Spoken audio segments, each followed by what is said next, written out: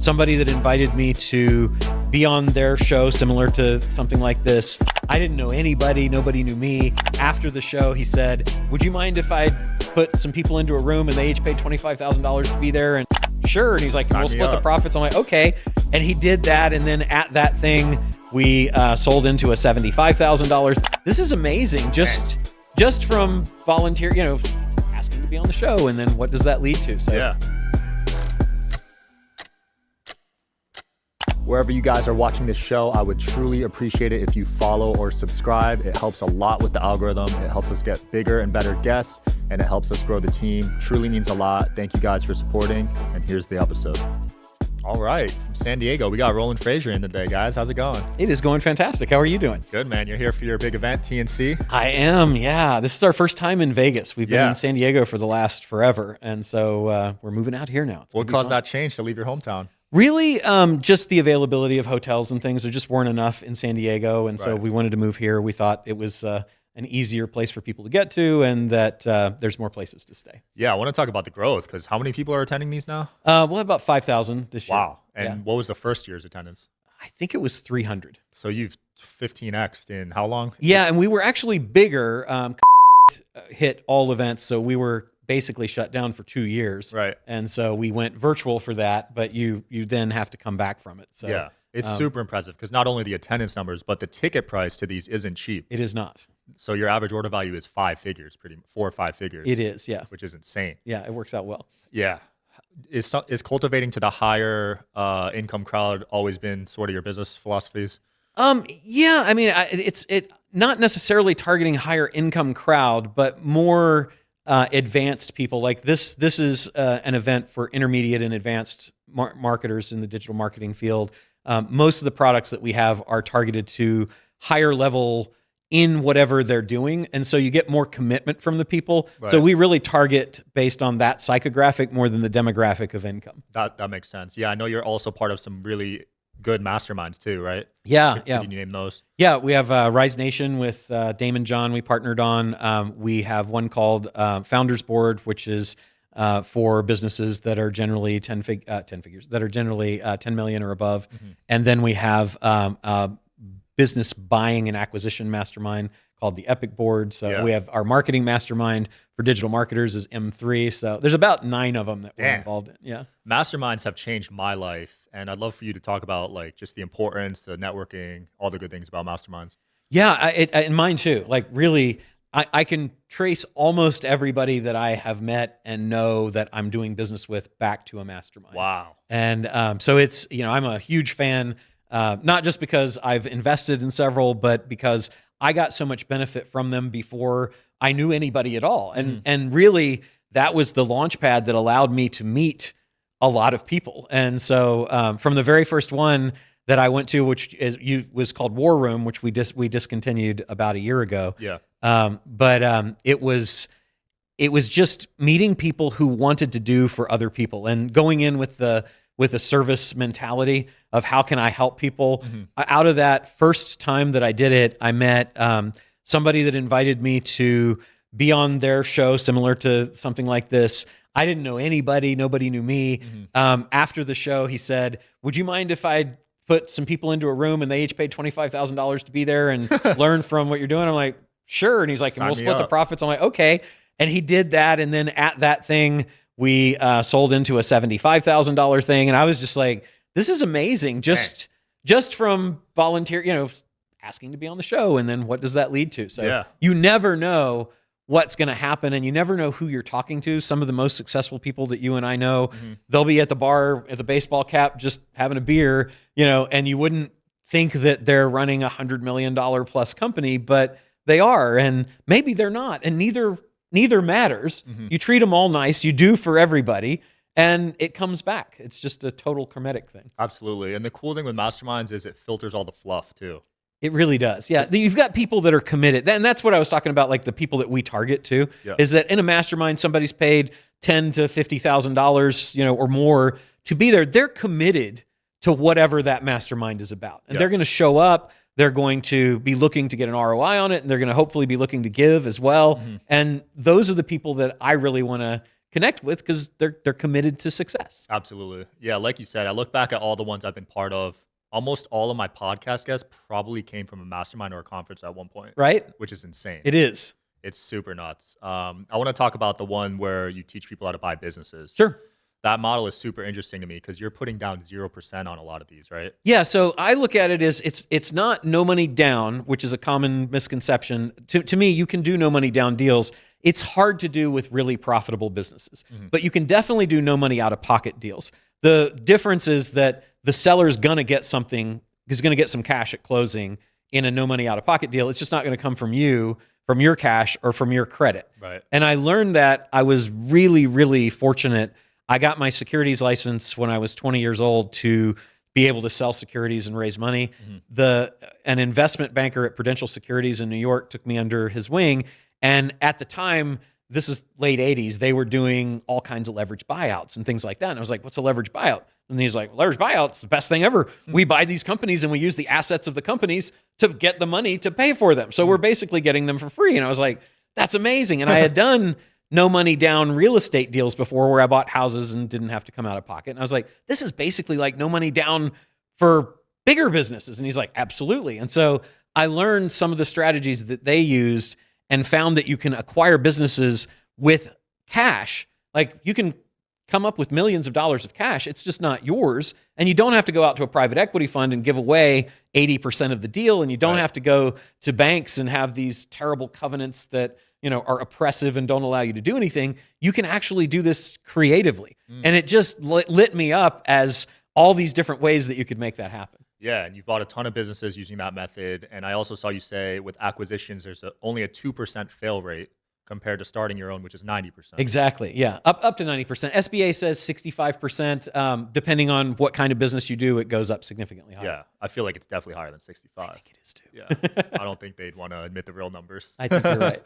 But it's cool because 2%, because the team's already in place, the business is running, you see the books. Yeah. You're just taking over. You got to figure if it's been, let's say it's been operating for 5 or 10 years, it's grown steadily 20% a year. It's significantly profitable. It's got a good profit margin. It's got professional management. It's likely that that's going to continue unless some crazy thing happens, right? Yeah. So I think the risk of that is so low. It's a no-brainer. And the fact that you can actually get into those businesses that already exist so much easier than to start one up, even in terms of access to capital. There's only 6 or 7 typical ways that you would fund a business you're starting up. There's over 300 to acquire a business. Right. And is your main priority the cash flow from these businesses, just stacking that? No, I'm really about acquisition for wealth because if I can exit, every time I exit, because businesses typically sell for a multiple of their profit, if they're selling, let's say on average for 10 times profit, that means the year that business sells, I get 10 years of profit. If I can exit 5 businesses a year, that means I'm getting 50 years of profit every single year, right? So I'm thinking acquire, build, grow, scale, and exit within a 3 to 7 year timeline. And you've exited numerous companies, right? I have, yes. Have you learned any key things throughout those processes? Yeah, so many things on the you want to like kind of across the journey on the buy side. I'd say the biggest thing is that number one, it is possible to do having a pile of cash or a bunch of credit or big investors. Number two, the biggest mistake that I see people make is that they give away the profit that they are going to add to the business when they buy the business. So if you're selling me a business and you've done $1 million a year in profit for the last 5 years, right? Then I'm going to pay you based on $1 million of profit. But what you're going to try to do as a good seller is you're going to say, yeah, but when you get this business and add it to all that you can do, you're going to do $8 million. So the business is going to be more expensive than pricing it at $1 million because of what you'll be able to do. Now that's my money, right? Because I'm going to be adding that value. Only I can add that. I'm buying the business to then add the value. I shouldn't give that away. Yeah. And I see a lot of people do that. They justify paying a higher price than they should because they're like, oh, but when I take it over, it's going to do this, this, and this. But what if it doesn't, right? So I think that's a big deal. And then on the exit side, there's so many people that I've seen that have exited businesses, and then they'll go out and they'll coach people on how to exit businesses, but you don't know if they were good at it. right? You don't know if they got the best price they can get. What I've seen over and over and over again, even in dealing with a company like Blackstone, who we sold a company to not long ago, it's probably you're going to be able to get anywhere between a 2 times to a 2x on what they offer on profit. So let's say they come in, not on a multiple. Let's say that they come in at and offer you 6 times profit. Yeah, you should probably be able to negotiate that to somewhere between 8 and 12. Oh wow. Yeah. So they lowball, and then so many people they're not lowballing. They're coming in at like if the industry average, like there was a company not long ago we sold at a 11.5 multiple. The initial offer came in at a 6. And they typically pay between 6 and 8 because you can find out what, like if a private equity company or a fund is buying, you can generally find out what's the range that they're paying. Right. And in this case, they said, this is the highest multiple we've ever paid for a business. And I've done that over and over and over again because there's a lot of value in the business that's going to appeal to a buyer that you as the seller or the operator or owner of the business don't understand because you're playing a different game. You're playing, how do I grow my company? They're playing, how do I buy a company and sell it? Right. And so if you know both sides of that, then you can find the trigger points that will allow you to have greater leverage with the person that's buying because you can show them that the company's actually more valuable to them than they originally thought. Brilliant. But if you don't know how to do that, you're going to get to the 6 to 8. Yeah. Right? And 6 to 8 still isn't too bad either, right? Yeah. And across all businesses right now, it's 2.4 for privately owned, owner-operated businesses, meaning that you've got to be there to make it go, that are doing under $2 million in profit. It's 4 if that same business is not owner-operated, it's professionally managed. And it's 10.2, which is down almost 33% over the last year from what it was before, because it was 15 before. Right. But it's about 10 now for private equity companies across all industries. Different companies sell for different ones. And so those are kind of the broad guidelines that we use as we're looking at those. We're looking to buy typically for between 1 and 2x, and we're looking to sell for 10 plus. Amazing. And is there a time frame you shoot for within X amount of years? 3 to 7 years. Oh, so quick. Yeah. Wow. Yeah. And how are you finding the buyers? So there's lots and lots of different ways. We'll do direct outreach. We'll use AI calling agents to call 1,000 people a day. It's AI? Yeah, it's a lot of AI sales conversations to qualify the business to see if they want to sell. Interesting. That's our primary thing that we're doing right now. And they don't even know they're talking to an AI. Don't even know. No, sometimes it glitches and they figure it out. But yeah. That is funny. So if the AI calls them, what are they saying exactly? So basically, it says something along the lines of, "Hey, I see that you own XYZ Co. and I'm just giving you a call to ask if you've ever thought about selling the business." And they'll say yes or no. I was thinking about I might do it, and then it has a complete conversation based on whatever they're going to do. So is that a company you created, or are you just a customer of? We have a company called AIify My Business that does all of that. So, and then when we go into a company, we'll do it as well. So for a real estate company that wants to recruit real estate agents, we'll just make thousands of calls a day to real estate agents, recruiting them. And that's what's cool. And we don't have to have a whole sales team of setters setting those appointments. Yeah. And the AI goes all the way through to setting the appointment. Or if we're doing e-com or something like that where we're selling, we'll bring that functionality into the business and set it up so that you can actually have sales calls that are going out that lead to actual sales. Brilliant. I love to see you embracing AI, man. It's super cool. Oh, man, it's so exciting. Because some people are scared of it, but it's made my life easier too. It has made my life so much easier. Because imagine manually calling 1,000 people a day. Oh, think about the sales teams. I mean, if you think about, we have one of our businesses, we got about 100 people that are on the phones.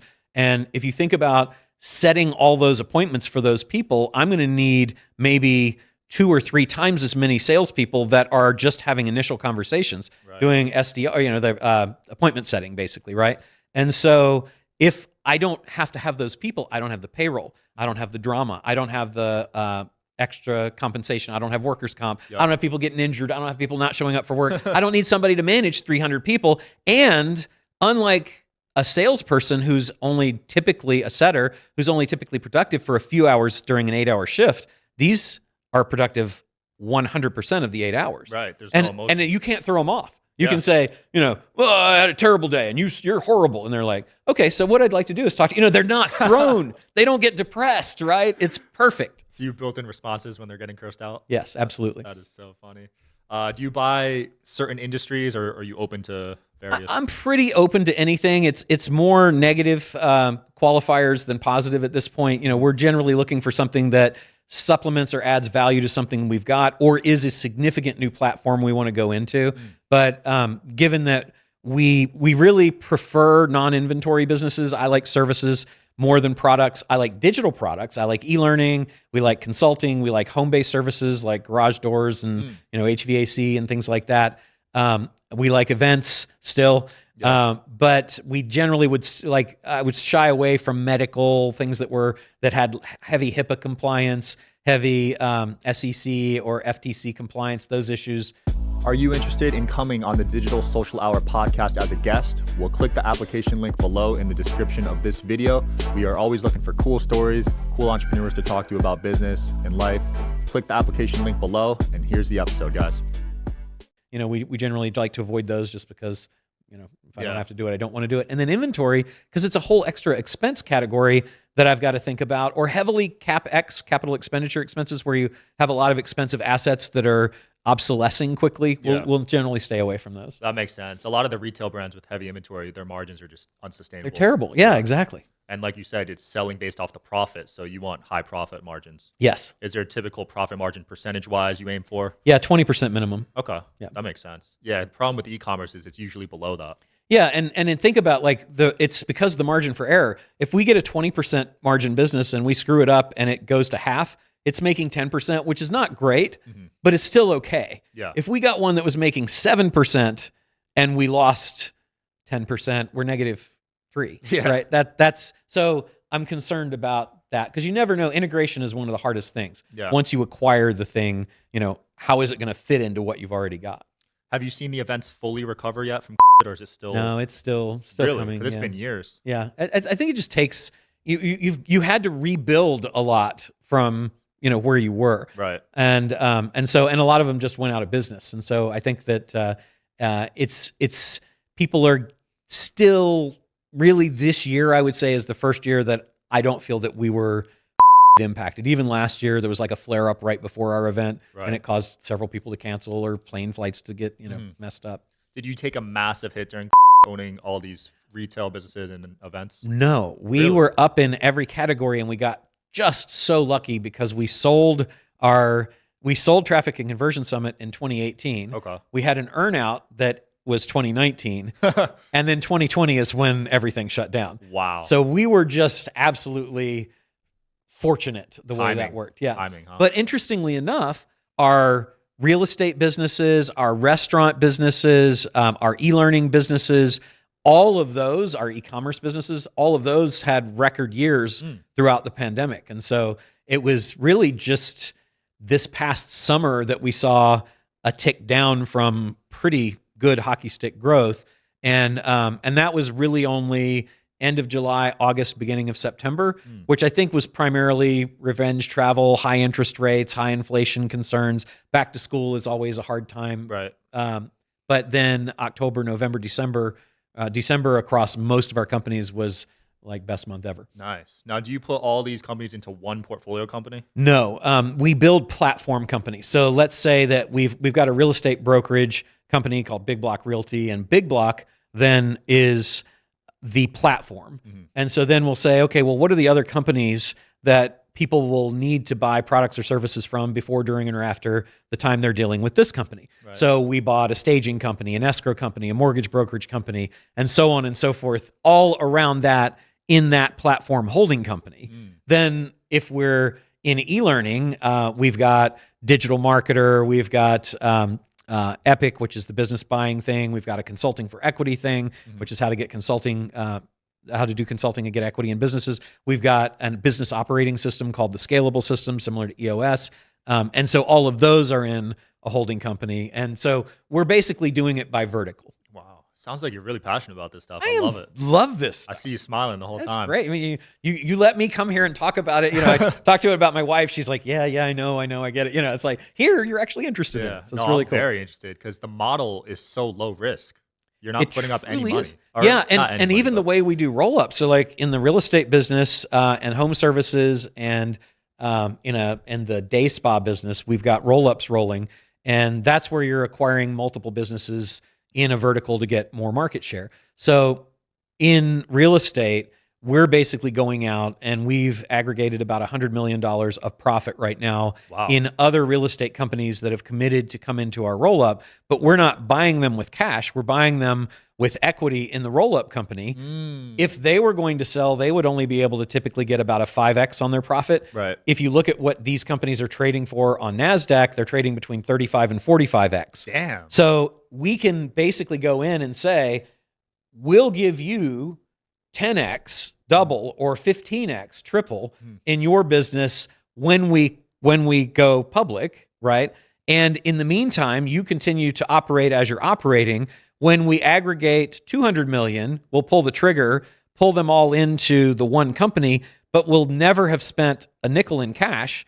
We basically pick up 30 to 50%, depending on when they came in, of the sales price. They pick up 70 to 50% of the sales price, but they're so far ahead of where they would have been otherwise that it's really compelling for them to come in, and they don't have to give up any income coming in. Right. So it's a really cool model that we've been able to develop that we use to acquire hundreds of millions of dollars in equity. And if you think about that, 200 million in profit then goes to, let's say it's only a 30, goes to 6 billion in valuation. Wow. We pick up 30% of that. We pick up 1.8. They pick up the balance. Everybody wins. That's insane. It's $1 billion deal for you. It is, yeah. Wow, and you can do that pretty quickly too. It's depending on your definition of quickly, relative. But 3 to 5 years, yeah. To make $1 billion in 3 to 5 years, I'll take it. It takes way too long. We're working on trying to cut that down.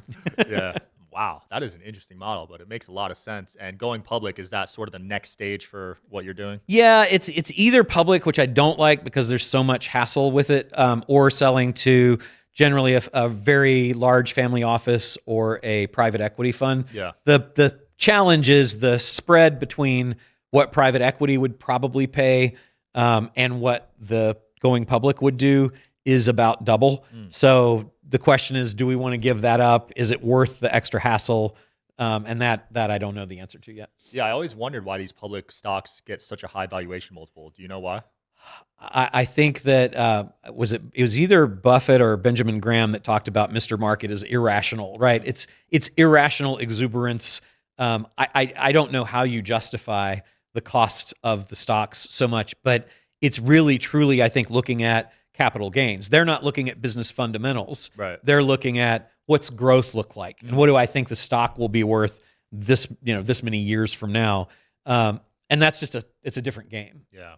So you mentioned you sold the company to BlackRock, right? Blackstone, yeah. Blackstone. Yeah. Is that the one that owns a ton of real estate? Both of them do. Okay. Yeah. Did you learn anything? And they're related, which is... Oh, they are? It's like, yeah, the guys that had had Blackstone were like, let's start another one. What do you want to call it? BlackRock. Haha. It's like, Go figure. Was there anything you learned during that deal?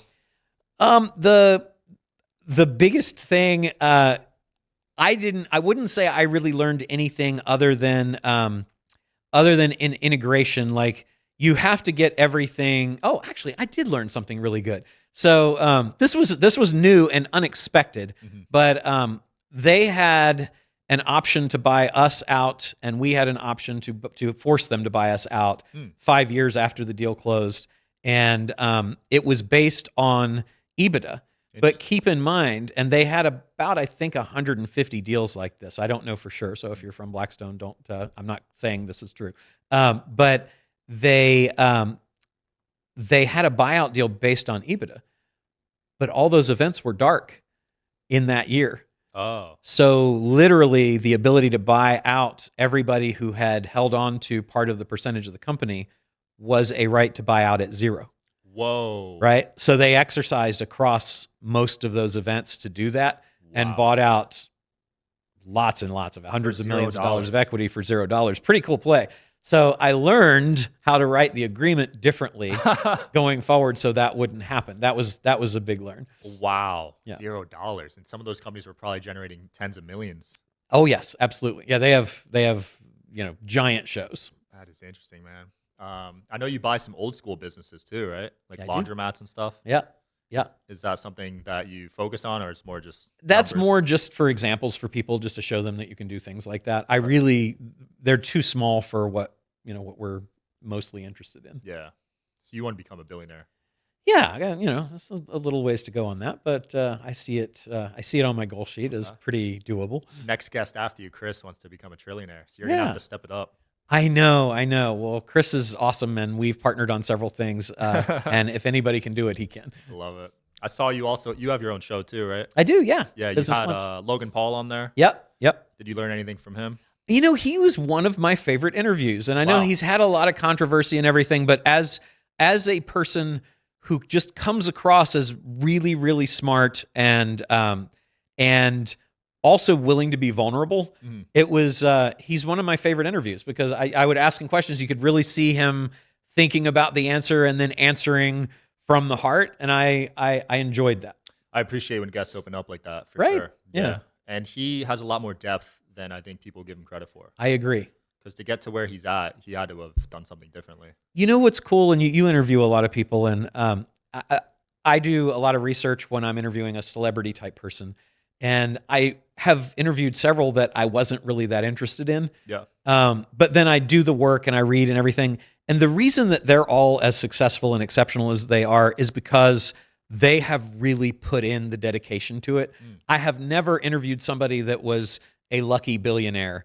I've only interviewed people who have I didn't know that Martha Stewart, when I interviewed her, I didn't know that she started out as a fashion model, worked for Chanel, then was one of the first female stockbrokers on Wall Street. I mean, it's and Arnold Schwarzenegger, coming up and then, and not thinking about it, but that turns out he was at the peak in 3 different completely separated, unrelated things: bodybuilding, acting, and politics. Right.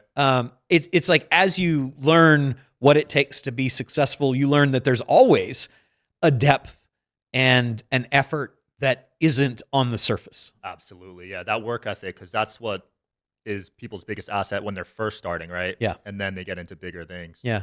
You mentioned there was a mastermind, 10 million or more in revenue you have to do to join. Yes. Yes. And I can't talk about that one, but I can tell you about one that's 100 million plus that is called R360, that's run by a friend of ours named Hillel and his business partner, and it's really cool. They started with Tiger, which is recently raised. Used to have to be 10 million net worth, and now it's 30. Tiger 21, but they started there, and then they were like, what would actually be kind of a higher level?